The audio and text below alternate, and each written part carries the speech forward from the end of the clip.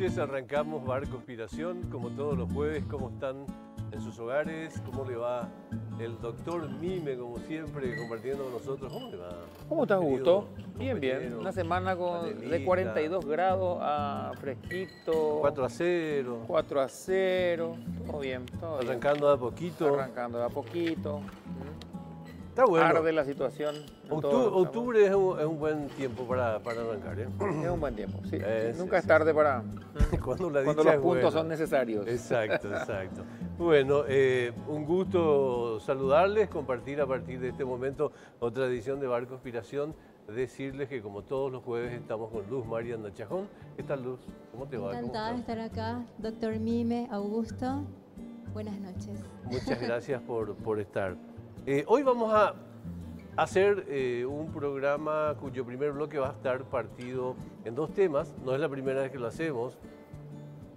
Habla bien de la variedad de temas que tiene este programa. Así mismo. Vamos a hablar de dos cuestiones que están en el tapete que son muy actuales. La primera, que se debatió hoy en el Congreso, el acuerdo Cartes-Macri, y que, como siempre sucede, hablábamos, debatimos sobre cuestiones que siquiera avanzamos en su interpretación, siquiera nos compenetramos sobre los aspectos estructurales de los temas que vemos reflejados en un debate parlamentario. Hoy vamos a tener a una persona cuya autoridad nadie duda en materia energética. Varias veces a su cargo estuvo la administración de un ente binacional de producción de energía y ocupó otros cargos relevantes en gobiernos. Estamos hablando del ingeniero Ángel María Recalde, exdirector de la entidad binacional. ¿Qué tal el último cargo? ¿Cómo le va, ingeniero? ¿Cómo está? Muy buenas noches, Augusto. Muchas gracias por la invitación para poder estar en este programa y hablar de un tema que yo pensé que nunca más iba a hablar, ¿verdad? Pero bueno, se volvió al tapete, como se dice. Siempre hay una nueva oportunidad. Y el otro tema, mi querido el doctor Mime, usted que fue el último en esta mesa y casi te diría que en estos 50 metros cuadrados, en estar por la isla de Taiwán. 3 veces. Bueno, fue el último, hace poco tiempo. El año pasado, sí. El año pasado. Bueno, ¿qué pasó en estos días? Que surgió un debate muy intenso por parte de los productores fundamentalmente. Yo tengo mis interpretaciones de por qué, digamos. Por un lado, la cuestión emergente relativa a la coyuntura económica, pero también tiene que ver con apretar un poco en el liderazgo liderazgo o no de la presidencia, con un tema como es la relación con China continental en materia comercial. En este contexto surgió un testimonio del doctor Fernando Filártiga, que es abogado, con datos que me parecen interesantes de incluir dentro del debate al respecto de por qué China-Taiwán o por qué China continental, o no tendría que existir ese debate finalmente. De esos temas vamos a hablar esta noche, querido Mime. Genial. Temazo. ¿Está bien? Sí, temazo. Arrancamos con cómo se puede explicar a alguien que está en su casa a esta hora, ya abrió una cervecita, ya está tranquilo y quiere entender qué cosa es lo que estuvieron debatiendo hoy en el Congreso, porque necesitan más insumos y como siempre nos quedamos cortos, nos quedamos en el yeyao y no nos fuimos al caracú de la cuestión. ¿Qué es el acuerdo Cartes-Macri en esencia? En realidad, que yo no sé por qué se sigue hablando del acuerdo Cartes-Macri, cuando que ese acuerdo sirvió de base para la elaboración de una nota reversal, la número 2/17, que fue el año pasado aprobado por ley 6.135, si mal no recuerdo, en el Parlamento Nacional. O sea que eso ya es una nota reversal aprobada por ley en el Paraguay. Falta la otra pata, que sería la aprobación en el lado argentino, en las mismas condiciones. ¿Qué es lo que se quiso hacer? Y bueno, dejar de lado probablemente uno de los arreglos de cuentas más importantes que tuvo Yacyretá. Nunca se llegó a los niveles que se ha llegado en cuanto a reducción y dejar, no sé, en el mismo lugar en que está hoy, con una deuda que sigue aumentando. para tener idea de cómo aumenta la deuda aumenta en valores superiores a todos los ingresos de Yacyretá por venta de energía en el año. O sea que realmente es una barbaridad eso. Hoy, no puedo decir hoy, al 31 de diciembre del 2018, la deuda con el gobierno argentino está en 19.500 millones, mientras que la deuda con la que se estuvo negociando al 2015 era de 17.000 millones. O sea, en este tiempo aumentó 2.500 millones de dólares la deuda con el gobierno argentino. Aparte con el gobierno paraguayo, aparte con la ANDE, aparte con Evisa, etcétera, ¿verdad? O sea, estamos hablando de una deuda de en torno a 21.000 millones de dólares en total que tendría, que tiene hoy, porque la reversal no está vigente, no está en vigor. Entonces lo que hay que pensar es, bueno, ¿qué es lo que se quiere? ¿Volver a estar en ese lugar o ir a un lugar donde vamos a tener al 31 de diciembre del 2018 3.424 millones de dólares aproximadamente de deuda? Ya no son más los 4.000 de lo que se está hablando, son 3.424 millones, más o menos. No puedo afirmar que eso es el número preciso, pero está por ahí. Bueno, eso es un beneficio muy importante. Aparte, poder pagar esa deuda en 30 años sin interés, sin ningún tipo de interés, de los cuales de esos 30 primeros, los 10 primeros van a ser, de los 30 años, los 10 primeros van a constituirse en un periodo de gracia, a efecto de que con la recaudación de la venta de energía se pueda realizar inversiones como lo que ahora se va a hacer con el Añacuá, construir instalar 3 máquinas adicionales en la central actual, o sea, inversiones para la central que es nuestra al 50%. O sea, tener una deuda de 3.400 millones sobre algo que cuesta hoy por lo bajo 16 y 17 mil millones de dólares, eso es lo que no se ve.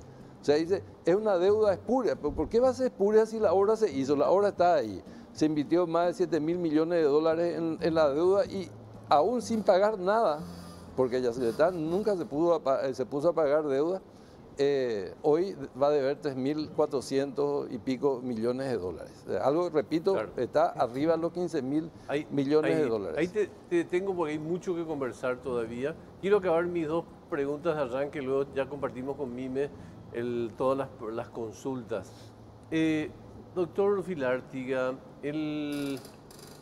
yo creo que una línea de base que planteas en un comentario tuyo que he leído es más que nada que se trata de un debate que no tiene consistencia, digamos, planteado como una especie de dicotomía o una cosa maniqueísta de China nacionalista o China-Taiwán.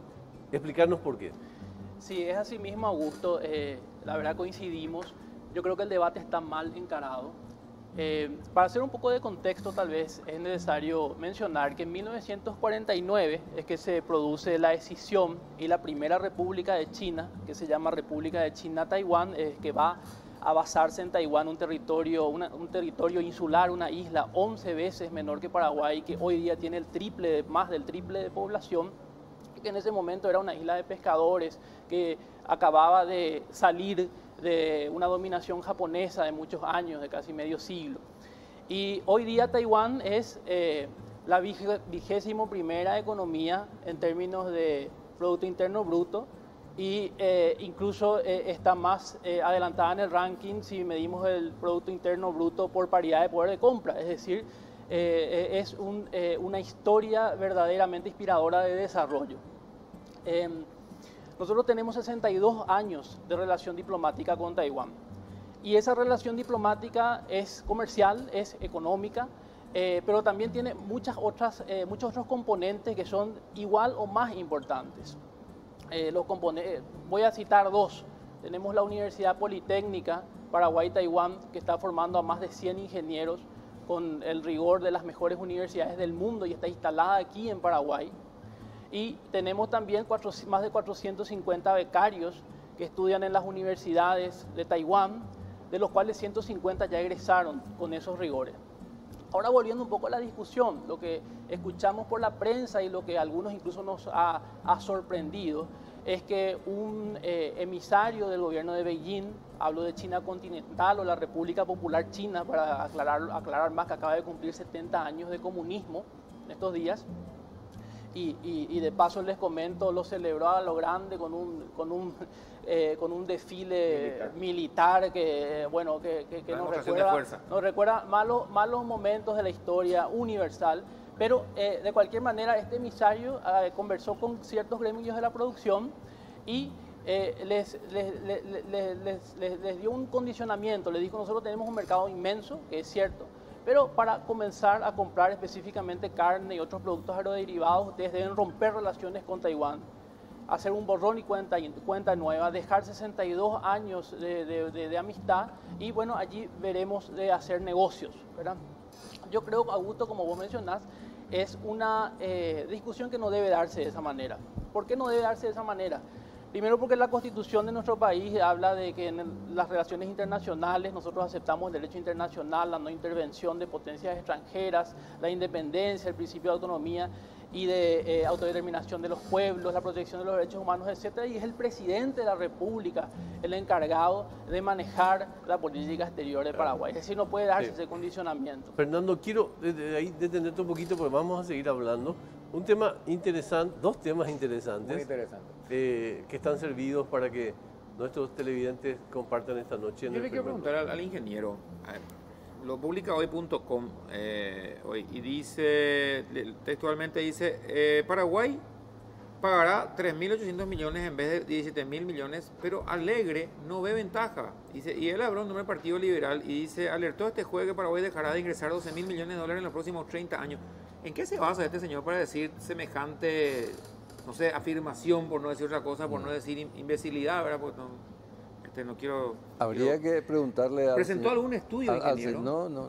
Ese número está traído de los pelos. Realmente, y ha dicho en varias oportunidades, y hoy se repitió en la sesión del Senado que trató el tema, de que Paraguay, más o menos así, que de la nada ahora va a tener una deuda de 4.000 millones de dólares. Eso no es cierto. El Paraguay no debe un solo dólar partido por la mitad por las obras que se realizaron en Yacyretá. Si no, revisemos las cuentas externas en la página web del Banco Central, ¿verdad? No hay ninguna deuda por Yacyretá, ni va a haber, porque quien tiene la deuda es Yacyretá, no el Paraguay. Entonces, Yacyretá, que es una fábrica que produce energía, que vende toda la energía que produce, con el producto de esa venta pagará sus compromisos. Ese es el esquema. Entonces, arrancaron realmente, y el señor Alegre, uno de ellos le escuché más de una oportunidad, tratando de, no sé, soliviantar los ánimos para que todo el mundo se ponga en contra de esto, y es algo tremendamente beneficioso, no solamente para Yacyretá, que por fin va a tener una deuda factible de ser pagada, porque los 19.500 millones de dólares que está debiendo no va a poder pagar con tarifa, pues ya vimos que cómo aumenta por arriba de lo que recauda.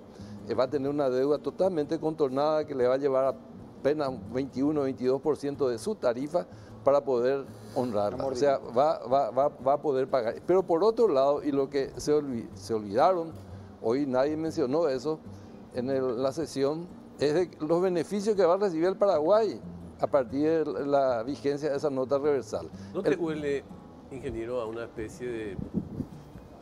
hagamos algo urgente después del bochorno de las actas con Brasil, que sea semejante y que se pueda atribuir al gobierno anterior?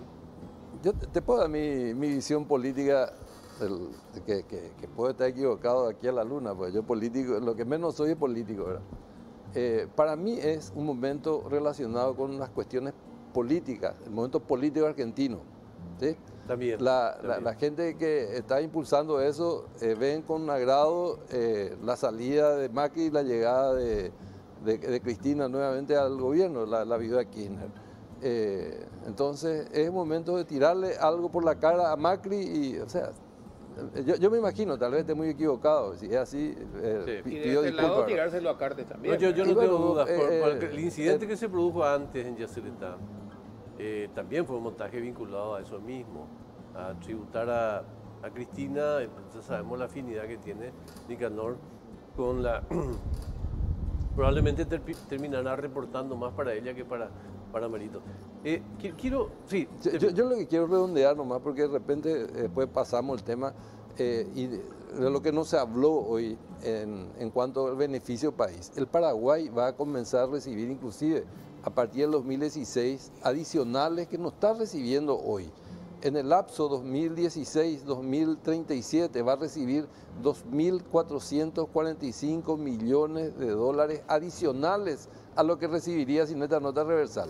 Vaya si es o no un beneficio eso para el país. O sea, va a comenzar a percibir regularmente a partir del 2018 incluso ya más de 70 millones de dólares hasta el 2023 por territorio inundado, cosa que no está recibiendo hoy, porque nunca se pudo definir cuál es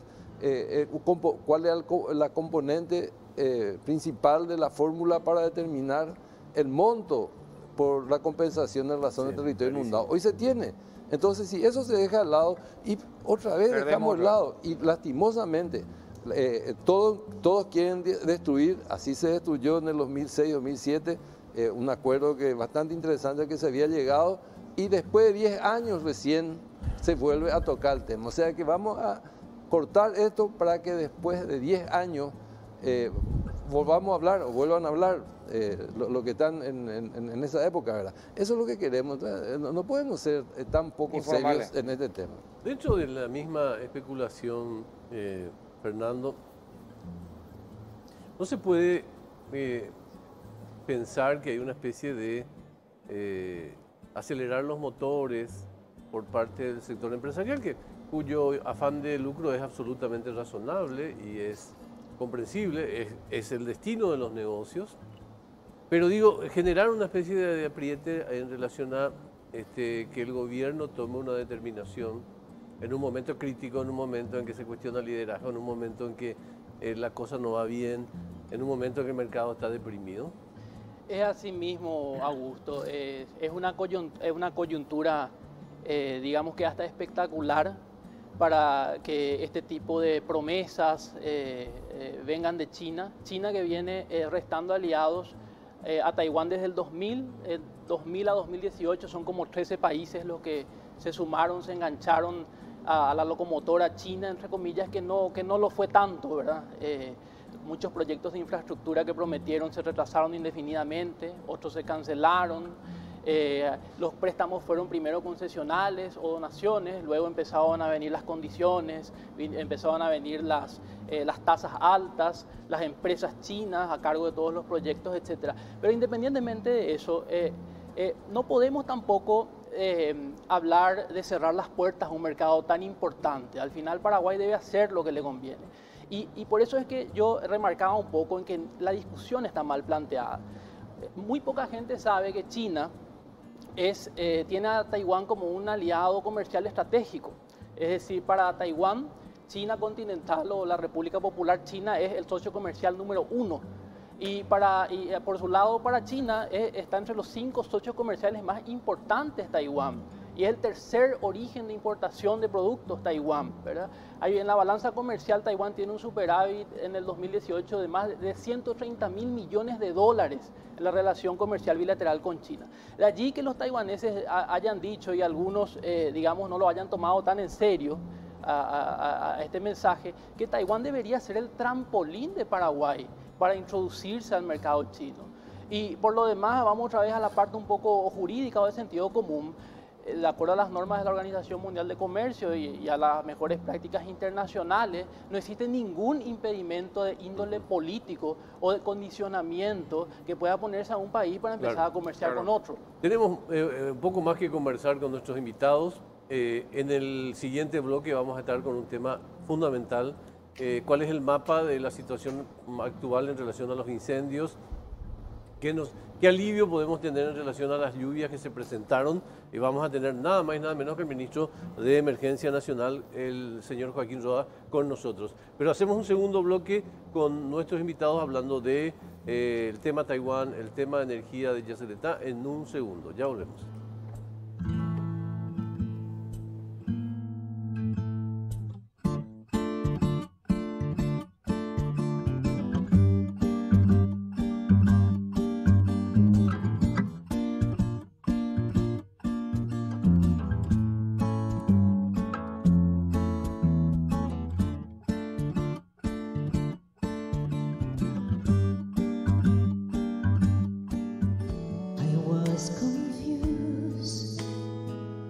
You clear my mind. I sold my soul. You bought it back for me. Viste que siempre se guarda un poquito de caña y un tabaco para el bombero, Para el ¿verdad? bombero, Bueno, sí. Mike no vino por la guardia, damos un poquito de agua. Sí. Acá Igual puede está. servirnos acá para... Él me mensajeó que... Rosmarie Andachajón, como todas las noches de todos los jueves, cantando para nosotros. Tema interesante el que estamos compartiendo, ¿no? Apasionante, interesante y sobre todo que despierta el tema de la única China y la otra China. Para mí, yo soy muy fanático de Taiwán, no me tuve la oportunidad de conocer esa isla maravillosa, sino porque realmente es admirable cómo en una isla volcánica, con todas las adversidades geográficas, ellos se superpusieron. Claro. Con todo en contra, ¿verdad? Y Sí. todo lo que nos ayudaron, le sumo a lo que dijo Fernando, ellos nos ayudaron en telemedicina, todo lo que hicimos en telemedicina, lo que se hizo y bueno, lo que se está haciendo con digitalización ahora o se dejó puesto, nos ayudaron con el tema de orquídeas, con el tema de piscicultura y las viviendas sociales. Las viviendas sociales que fueron en el gobierno de Cartes fueron con el Y apoyo. la universidad. Y no, eso es lo que, sumar lo que dijo Fernando con la universidad. Entonces, no es poca cosa cuando dicen nosotros aceptamos migajas. Yo desprecio terriblemente a esa gente que dice eso porque directamente no saben cuánto nos ayuda la gente de Taiwán. Y el know-how que ellos nos pueden dar es mucho más que un producto chino rojo falsificado y eso hay que tener en cuenta. A ese respecto le quiero preguntar a Fernando y entrando un poquito en el tema. ¿Cómo está el tema realmente de comercio de China roja o de China continental con el resto de los países? Ese englobamiento económico no es una especie de colonización lo que están haciendo con Panamá, con el nuevo canal o con distintos lugares, Venezuela mismo con el tema del petróleo. No es una manera de colonizar y Paraguay todavía es la única isla que está acá al respecto de eso en América. Yo creo que sí, doctor. Yo le doy un dato.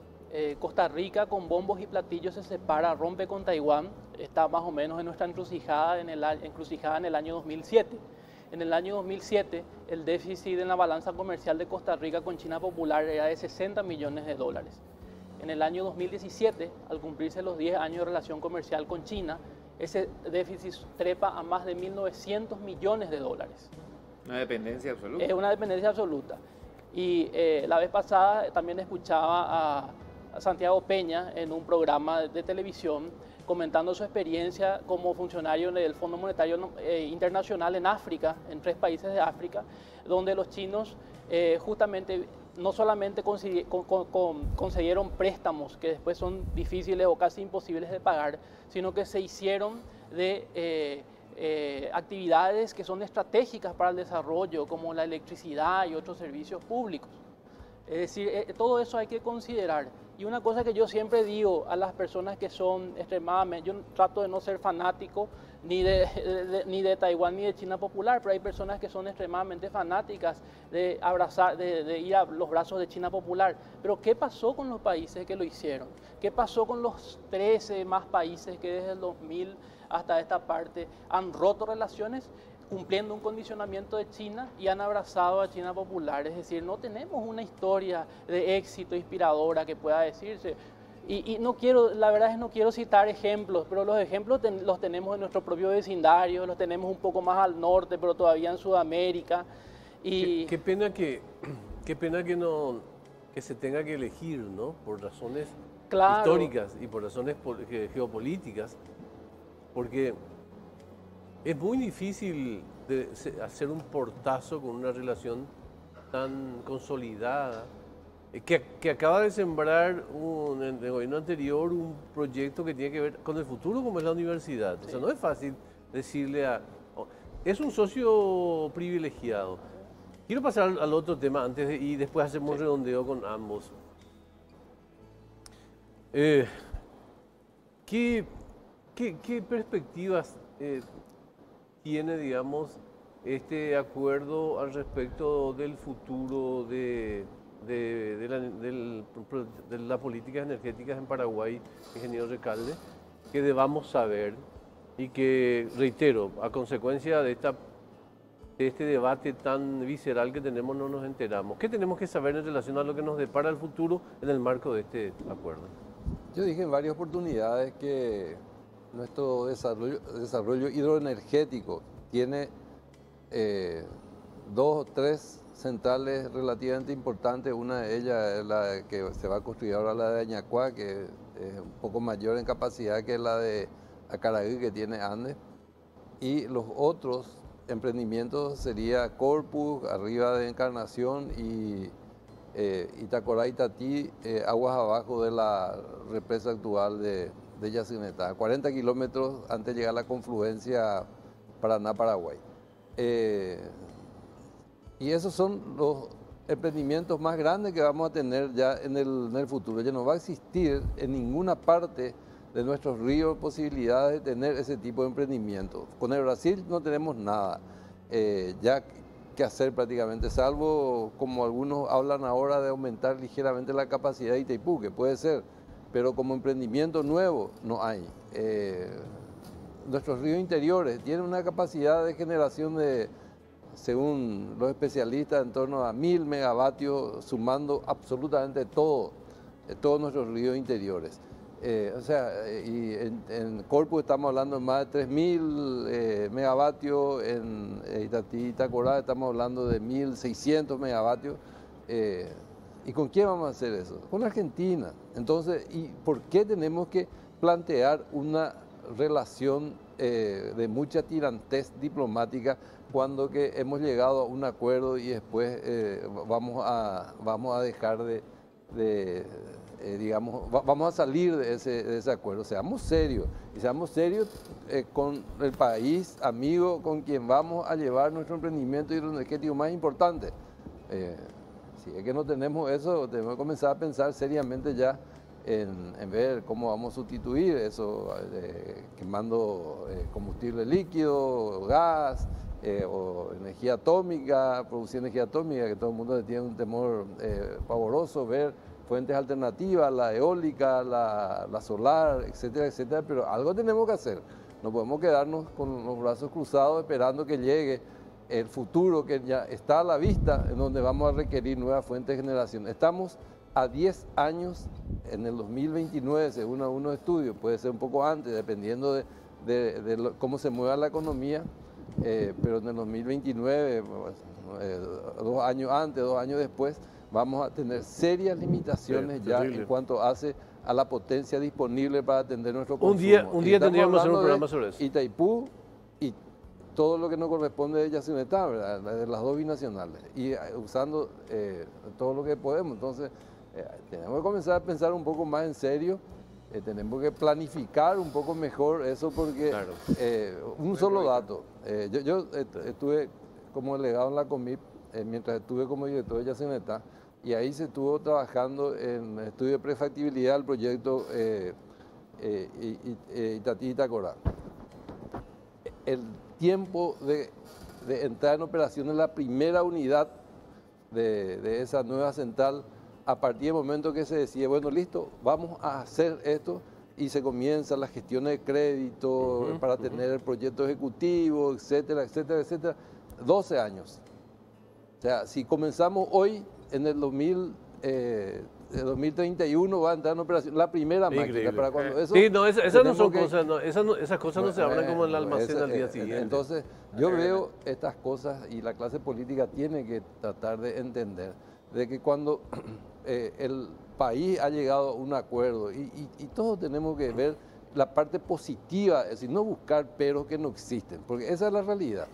Vos pedís mucho cuando pedís que la clase política entienda ciertas cosas. Quiero un país que tenga una clase política coherente. Ya va a llegar el tiempo. Tenemos últimos minutitos. Este tema del futuro energético es un tema para hablar en un programa de futuro. ¿Algún último tema? Si tuviera que asesorarle al presidente Mario Audo y te pidiera, se le prendiera la parrilla y dice, bueno, voy a preguntarle a alguien que por ahí me puede iluminar, ¿qué le dirías? Si te dice, bueno, que no debería ser una disyuntiva perversa entre China o Taiwán. que nosotros somos aliados estratégicos de Taiwán, no podemos desconocer eso, que el gobierno del presidente Horacio Cartes en 2017 consiguió un acuerdo emblemático de cooperación económica que exoneró en principio a 54 productos paraguayos para ser exportados y que a partir del 5 de septiembre de este año se sumaron 31, más son 85 productos, y que es dentro de ese acuerdo de cooperación económica, justamente la cooperación es amplia y puede comprender el hecho de que Taiwán nos asesore y sirva de trampolín a Paraguay y a los productos paraguayos para su ingreso al socio comercial número 1 de la isla, que es China continental, no es otro país. Es decir, aquí no deberíamos caer en la disyuntiva perversa. Tenemos que hacer un corte. Agradecemos muchísimo vuestra presencia, utilísimo realmente, entender en base a conceptos. Hacemos un corte, ¿te parece? Y volvemos. Y ya volvemos.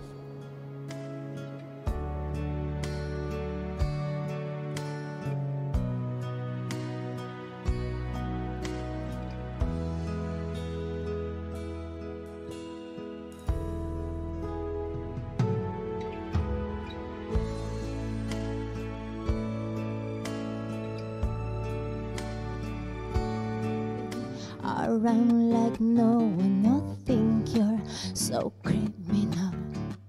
Roses on both my knees for you toss me. Marian Nachajón, como todos los jueves, deleitándonos con su voz, la pueden encontrar en todas las plataformas musicales, tanto en Spotify como Deezer, y también en redes sociales como Luz-Marian-Nachajón. También está Edu con nosotros con Habana Club. ¿Qué tenés, Edu? Y que hoy el tradicional es el purechi. Así mismo, jueves te trajimos un clásico, ¿verdad? Pero con una reversión nuestra que es el Cuba Libre, pero en vez de limón le cambiamos por un toque de mandarina que perfuma muy bien y también le da ese saborcito. Y como cada jueves también nos acompaña Dry Gum, que es la goma de mascar energizante con un toque de cafeína y guaraná. Excelente. Está espectacular. El trago está increíble. Como siempre. Espectacular, como diría. En dos palabras. Sí, en dos palabras. sí. Espectacular. Espectacular. Vamos a hablar de un tema que ha sido un trago amargo para todo este tiempo en Paraguay, pero que, como siempre sucede, hay una especie de esperanza a partir del cambio en la estructura del tiempo en las últimas horas, en los últimos días. Es probable que estas lluvias y el cambio de clima en general pudiera motivar mejores condiciones para la cuestión de los incendios y todo lo que ha motivado. Un despliegue impresionante de diferentes actores públicos, privados de este país tratando de aliviar esta situación. Estamos con el principal referente en materia de emergencia nacional en Paraguay, el ministro Joaquín Roa. ¿Cómo le va, ministro? Gracias por su tiempo. Muy buenas noches. Es un placer estar con ustedes aquí en Bar Conspiración y espero poder aguantar las ganas de tomar un trago que no se me agarre al cotés de ida a mi casa. ¿Verdad? Claro. Y con lo ocupado que está en los últimos tiempos. Yo pensé que iba a ganar de mandarle al carajo a todo lo que incendian cosas, pero tú estuviste bien ahí, ministro. Yo pensé que es terrible. Lo primero que te quiero preguntar es eso. ¿Cómo aguantar? Confronta con nuestra cultura. Todo lo que pasó tendría que ser una lección para nuestra cultura. Mira, definitivamente, Augusto, yo creo que no solamente para la cultura, sino que para la región, ¿verdad? Lo que ocurrió entre Bolivia y Paraguay me decían los técnicos que nos están apoyando del gobierno americano, de que no vieron un fenómeno, un fuego de este tipo, con las características que presentó. Por lo tanto, yo creo que tenemos que empezar a repensar muchas cosas. Desde la educación, no solamente en el campo, Augusto. Lo que nos pasó en el Parque Iguazú, eso fue un incendio urbano con daños terroríficos al ambiente y bueno, que fue generado a lo mejor por una actividad humana, ¿verdad? Y lo que pasó en el Chaco, tuvimos un foco iniciado en nuestro país y después entre el hito 7 y 8, bueno, nos entró la bestia como le decimos ahora, ¿verdad? Entonces sí, yo creo que tenemos que empezar a repensar muchas cosas. Sí, porque no solamente en el ámbito de la defensa civil Pero también en la medicina, Mime, ¿eh? Sí, realmente esto puede tener sus secuelas o las va a tener a largo plazo en las personas de forma indirectamente y directamente afectada. Yo tiemblo pensando en esta gente que combatió el fuego de manera directa en el Chaco o en sus establecimientos mismos. Esta gente que estaba ahí, nomás lo vimos aquí en Asunción, en el Parque Guazú, enfrentando las llamas y aspirando todo lo que había ahí. Y pienso también en nuestros hijos, ¿verdad? En más de 300 y tantas mil hectáreas, que equivale a altísimo porcentaje de nuestro país afectado. En cuanto a eso, nosotros en medicina hablamos de una patología aguda cuando se produce en el momento, es catastrófico, y crónica cuando se va produciendo con el correr del tiempo. Siempre la Secretaría, la SENA, actúa en patologías agudas, o por ejemplo tempestades, o por ejemplo alguna aguada grande o alguna lluvia, tormenta.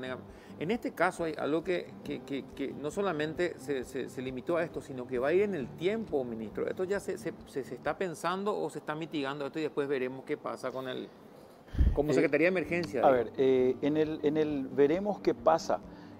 Yo quisiera traducir eso a aprendizaje neto. Sí, hemos aprendido muchísimo, muchísimo.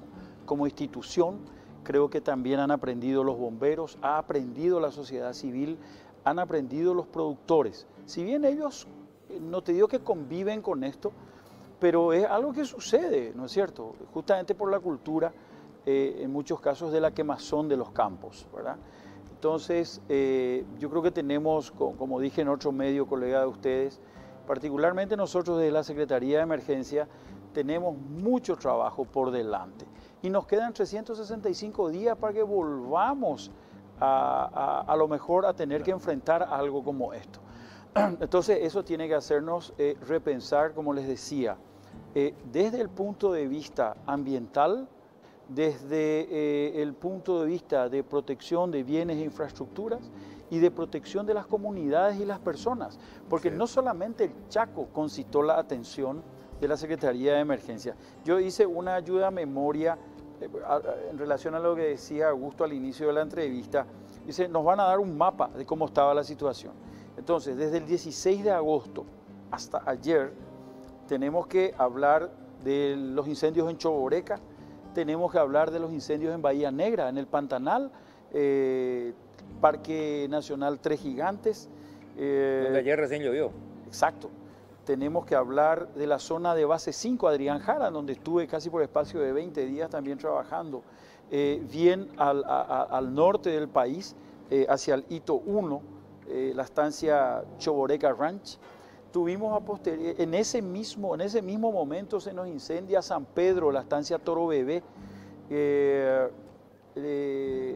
la reserva en Baracayú, Tatiyupí, el Uturuzú, Trescandú, la zona del lago Ipoá, colindante a Caapucú y Quindú, Ciervocuá, antes de ayer, Luque Samber, Parque Nacional Caazapá, Parque San Rafael, Chacarita en Asunción y Parque Guazú.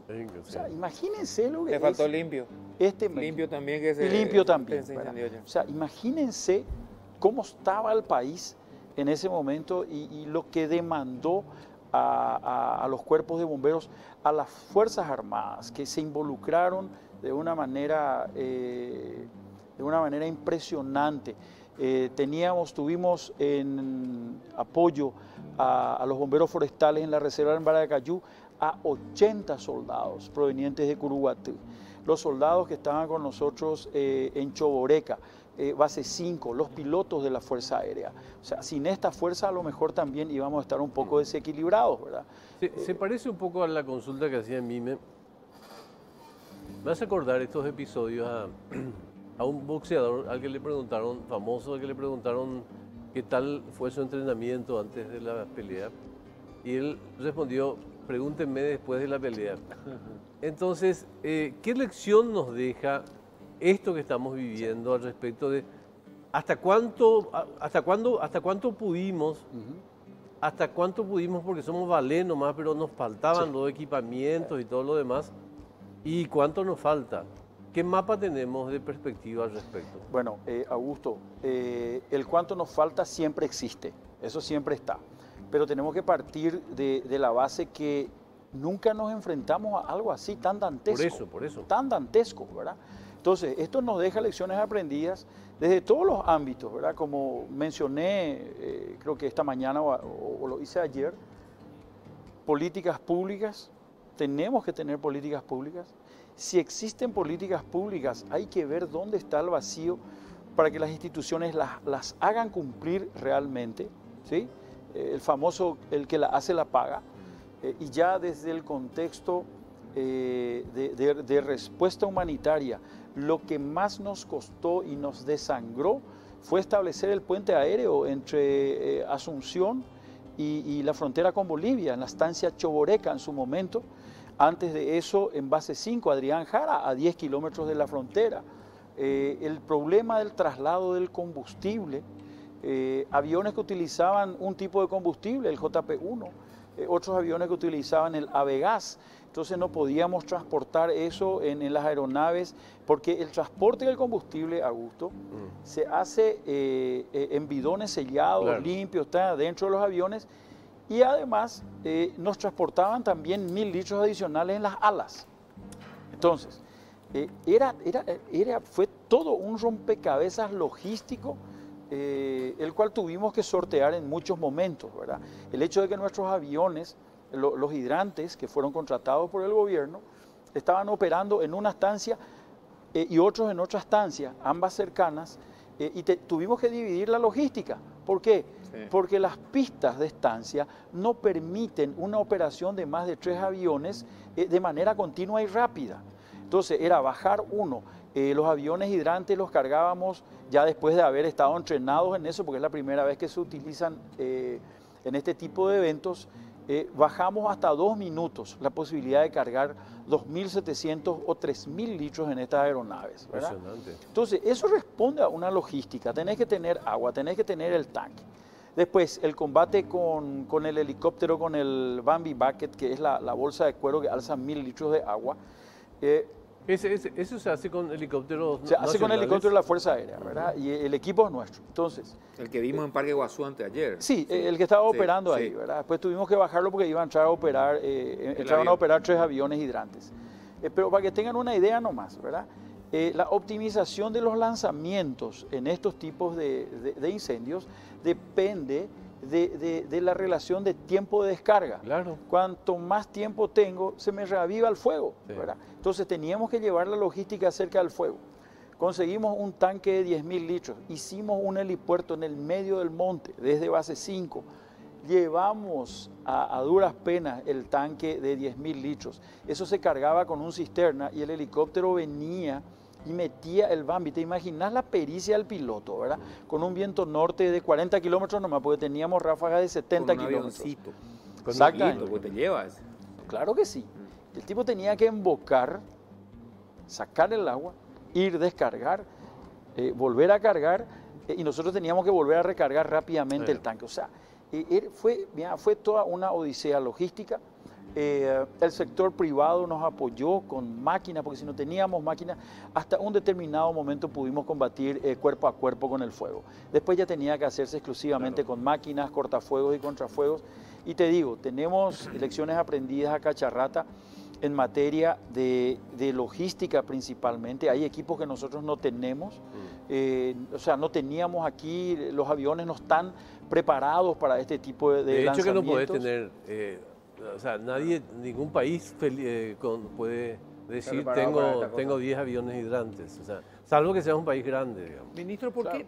Esta es una cultura del rosado que viene de la época de los guaraníes, que se quemaba para no desmontar realmente, porque somos caigüeras, genéticamente hablando, ¿verdad? ¿Por qué ahora, ya sabemos que hay sequía, pero otros años también hubo sequía, ¿por qué ahora tanto, comparativamente con otros años? Si esto solemos ver las quemazones en agosto, septiembre, siempre hay bruma, pero ¿por qué ahora se salió de control? ¿Qué pasó? No soy especialista en el tema, pero te puedo contar lo que escuché decir a todos los expertos que en un momento dado me crucé con ellos o trabajé con ellos, ¿verdad? Y es efectivamente el largo periodo de ausencia de agua, es decir, la sequía. Antes de eso cayó una helada que hizo que la vegetación también se seque. y la gran cantidad de material combustible que se fue acumulando durante todo este tiempo, ¿verdad? Una pavesa, un material en ignición se desplazaba hasta 3,5 kilómetros con el viento, y eso, tenías un frente grande de incendio y eso te generaba ya un pequeño foco. Entonces, si al día siguiente vos no reaccionabas entre las 4:30 de la mañana hasta las 9, que calentaba el sol y te soplaba el viento norte tarobá, vos tenías de vuelta un nuevo foco. Es por eso que los cortafuegos no funcionaban, es decir, las brechas que hacían... Las brechas en principio realmente se hicieron de un ancho muy pequeño. Porque no se esperaba eso. Eran dos máquinas, era algo así como 6,5 metros, 7. Tal es así que la línea 28 se tuvo que ensanchar a 40 metros, ¿verdad?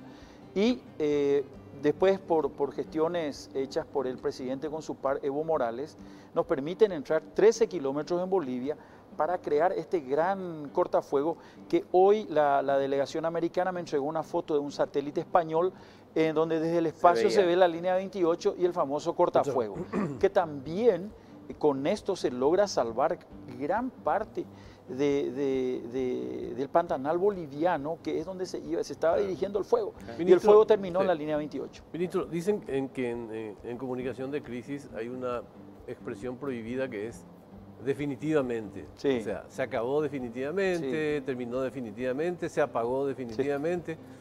¿Qué esperan que suceda en las próximas horas desde una perspectiva optimista y qué temen que pueda suceder?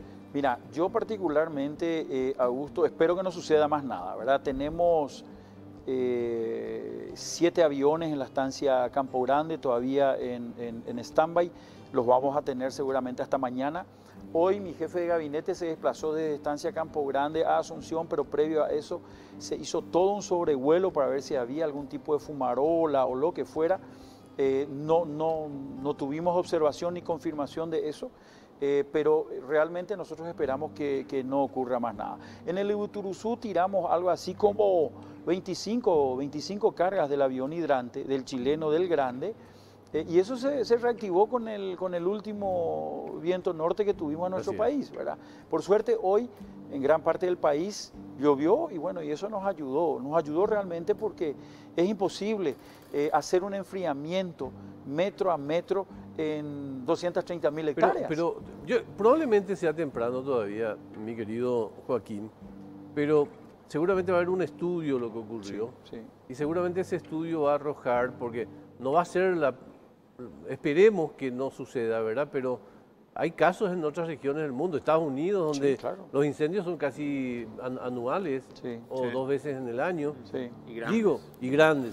Entonces pregunto, ¿hay alguna, tenemos que temer que sea algún tipo de fenómeno que a consecuencia del cambio climático se esté instalando en esta región o no? Yo no creo que sea a consecuencia del cambio climático. Al inicio de la entrevista ya hablamos de lo que es la cultura nuestra, el famoso rosado, de cocue, y finalmente hasta basura domiciliaria nos genera un problema. Entonces, bueno, yo creo que de ser cíclico por la propia costumbre nuestra de quemar los campos, creo que vamos a tener que lidiar no en 5, sino en 10 años y quizás obtener un resultado. Y finalmente, ¿qué es lo que pasó en Bolivia? ¿Qué es lo que hicieron los bolivianos? Para preguntarte en rápido. Ok, lo que a mí me explicaron es que hay una prohibición de quema, pero que rige a partir de las 500 hectáreas para arriba. Y se hizo un loteamiento en la Chiquitanía con lotes agrícolas por debajo de 500 hectáreas. Fue el tema de la coca. Y ellos empezaron a quemar. Entonces, la sumatoria. No soy experto, ni esto es definitivo, pero esto es lo que me dijeron. Rápidamente, ministro, así cortito nomás, porque ya nos estamos yendo. Algo que me preocupa, ¿cómo estamos de recursos? ¿No te agotaron los recursos? No, bien, estamos golpeados, pero bien, ¿verdad? Estoy en permanente contacto con el ministro López de Hacienda y nada, tengo el Fondo Nacional de Emergencia que le estoy echando mano a eso. Y lo que seguramente va a incidir mucho en el presupuesto son las horas de vuelo. Si bien tenemos un apoyo importante, hoy firmé un convenio con la embajadora francesa. Ellos van a apoyarnos con el pago de 50 horas de vuelo. Ah, bueno. Asimismo, la CAF también van a apoyarnos en pagar horas de vuelo. Es caro eso. Y así vamos. Y está entre 1.900 y 2.000 dólares. Sí, O sea, es Caro, caro, caro. es caro. Es un equipo caro, ¿verdad? Ministro, le agradecemos muchísimo la visita. Al contrario, el agradecido soy yo y espero verlos pronto con nuevos cócteles. Muchas gracias. Y menos muy bien. quemazón. Y menos quemazón. Menos que más son. A usted también le agradezco la Muchas gracias compañía. a usted. Muchas gracias. Mike también, Estamos que esperando está- el 16 de el noviembre. 16 de noviembre que Vienen viene. nuestros ídolos personales. Sí, señor, sí, señor. Bueno, nos vamos. Vamos. Que pasen bien y nos vemos pronto.